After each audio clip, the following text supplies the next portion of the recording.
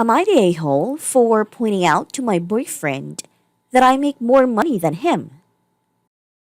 Am I the a-hole for telling my dad to go back to his white family and leave me alone? Am I the a-hole for canceling my childcare agreement with my friend after she called me an idiot for not taking money from my ex?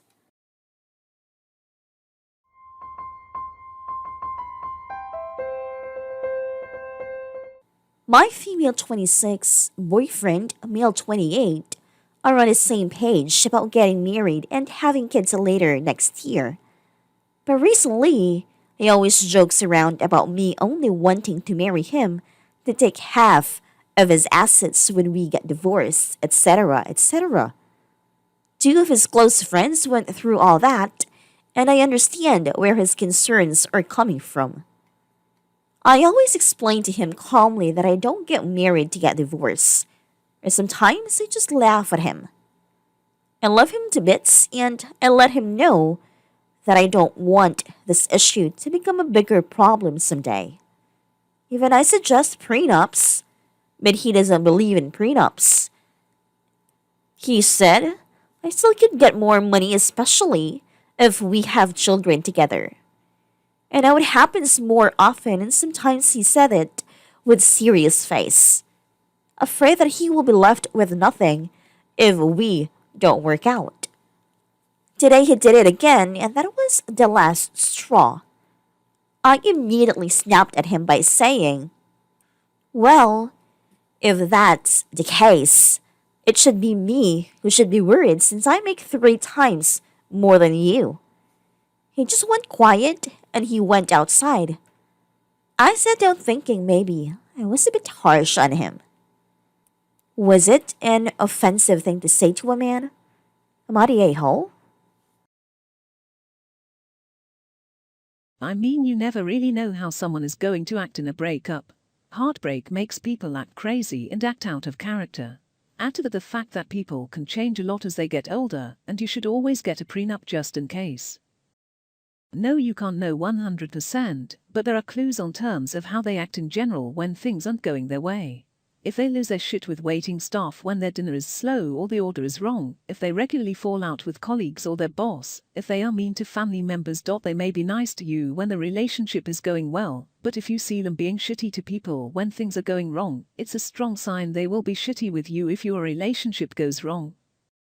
This 100%. This is exactly how my ex was. He was nice to me at first, but he was always on the outs with his friends and family. He couldn't hold a job because he was always stirring up shit with his bosses and co-workers, and he generally just treated everyone in his life like shit. When our relationship moved out of the honeymoon phase, he started treating me like shit too, and when we finally broke up, he made my life hell. I'm honestly glad I didn't marry him because trying to divorce him would have been so much worse.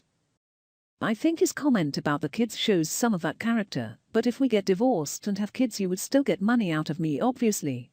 If you have kids, you're going to keep financially supporting them. He's more worried about his money than all other aspects of his life, and arguably not ready to be a father.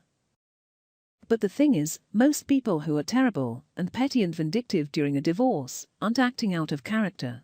They've been terrible, petty, vindictive people all along. They've behaved that way in every fight you've had, with every friendship that's ended, every job they've left. Additionally, most adults have had prior relationships before their marriage. Not all, of course. There are still people who marry the first person they date. But generally, the person you're marrying has gone through at least one breakup, and you can see/hear about how they manage that.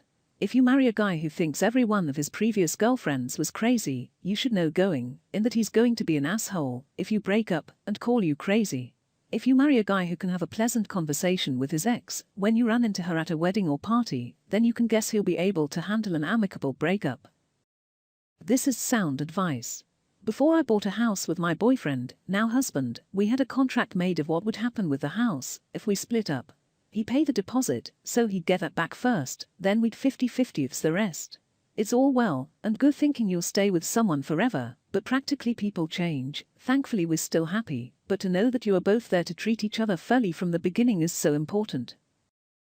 This is great advice. Sounds weird, but it's part of why I felt so confident marrying my husband. I truly believe that if we should ever break up, he wouldn't fuck me over. We almost broke up 5 years into dating, and even with things being rather contentious at the time, he was still very assuring that I wouldn't have to move out of his home immediately, and when I was ready he would help me get into a new place. He's just that person. He doesn't burn bridges, and he doesn't like to see others struggle. Obviously I hope we never divorce, lol, but I don't really worry about the details should that happen, especially now, when I make more than him. Second story. I'm not a hole for telling my dad to go back to his white family and leave me alone. My dad is white and he married a white woman after he left mom. He had 2 kids with her. My mom and dad had joint custody and things were pretty shit. My stepmom is racist. She wanted me to be white. I am half Asian and I don't pass as white. She frequently joked about my parentage. She lied to others that I was adopted. She made me feel like a freak in so many different ways, and my father just watched on and ignored it. My mom got me out of there when I was 15. My father hasn't really been in my life since. It has been 2 years and my dad suddenly realized that he has another daughter too. This asshole is trying to contact me. He came home a few times and mom lets him in. He is trying to apologize and I don't want anything to do with him. He wanted a white family and he has one. I don't want to pretend like I have a dad or shit. I don't. He came over this Sunday and I straight up told him to go back to his white family and to leave me alone. I told him that I hated him and his wife. I didn't even like my half-siblings. I don't consider them family, and I never wanted to see him. And he already had that picture-perfect white family that he wanted. He didn't say anything, and he ended up leaving. He hasn't tried to reach out again. I am okay with that. My mom thinks I was too harsh with him. I know I was really harsh. I was. I wanted to hurt him. I really wanted to yell at him and make him hurt his feelings. I think that makes me feel an asshole. I did it just to hurt his feelings. NTA, you have every right to feel hurt and are entitled to your feelings. They are valid, don't let anyone tell you that they aren't. But there is more to it than that. Rage and anger are temporary and give way to trickery, more complicated feelings more often than not, driven forward by trauma and pain. In my personal experience, I've picked up a few understands of things.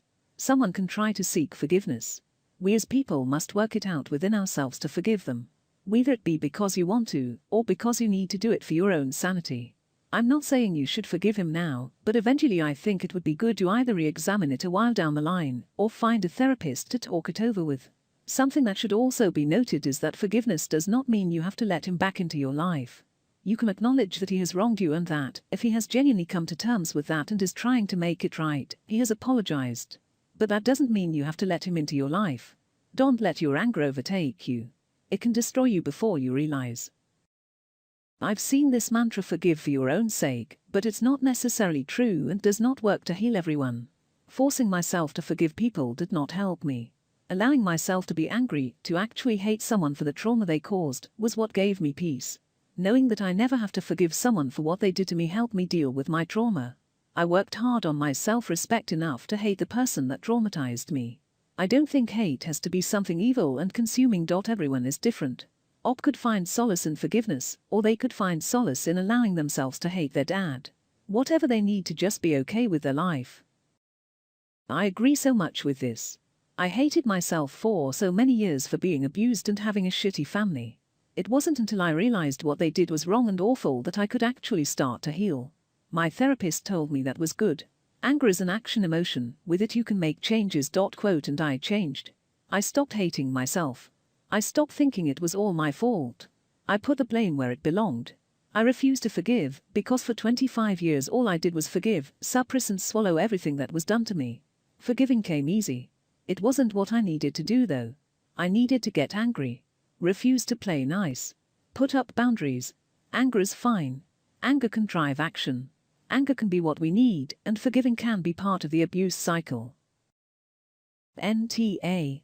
No one gets to force you into have a relationship with anyone, family or not, until you are ready. If you are ready at all. Your sperm donor doesn't get to allow you to be treated like garbage by a racist, not say anything, which means he's perfectly okay with that racism, and then suddenly decide that it's water under the bridge, that he wants to be a father to you again. What you said are your true and authentic feelings, and if he's upset/hurt by that, well, maybe he shouldn't have been an asshole to you.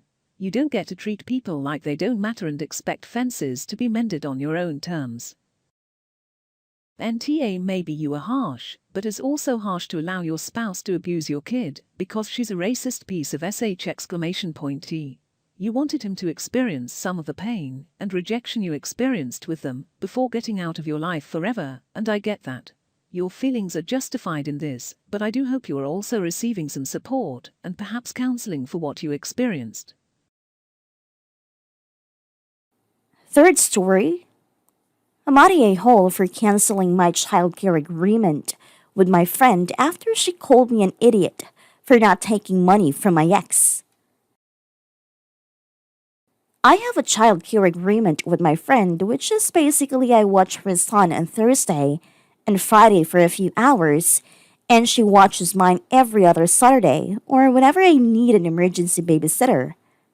As of yesterday, I canceled our agreement even though she wouldn't have time to make other arrangements. The reason I canceled it was because she called me an idiot for refusing to take the money my ex is trying to force on me and try to get me to change my mind and wouldn't give up after I asked her to talk about something else. This is a sensitive subject for me because my ex abandoned me and our son when I told him I was pregnant. But now he's had a change of heart and is trying to pay his way back into our lives. My friend's husband is close friends with him, so he told them that I ripped up the check he tried to give me in front of his face.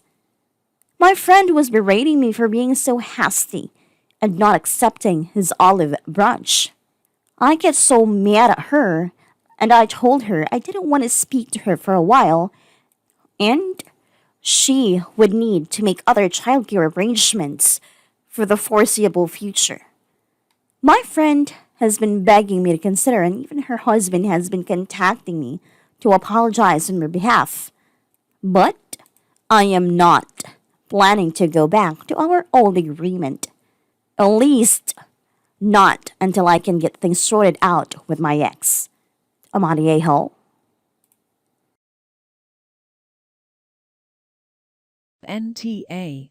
You might be able to create a co-parenting relationship with your ex over time, but that is entirely your journey to navigate. If your friend wants to give you advice, if it were me, I'd take it, etc., that's fine, but berating and passing judgment on your situation is really not her place. It's not foolish if by taking the money he will push more and more.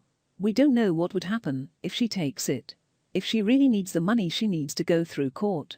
But that means the husband can get partial custody. I think she is smart and nip it in the bud. Also, if he wanted to lessen her struggle, he should have been helping since the beginning, not when he had an epiphany and wanted to play family. NTA. She had no right to push her opinion on you once you'd made it clear you didn't want to discuss it.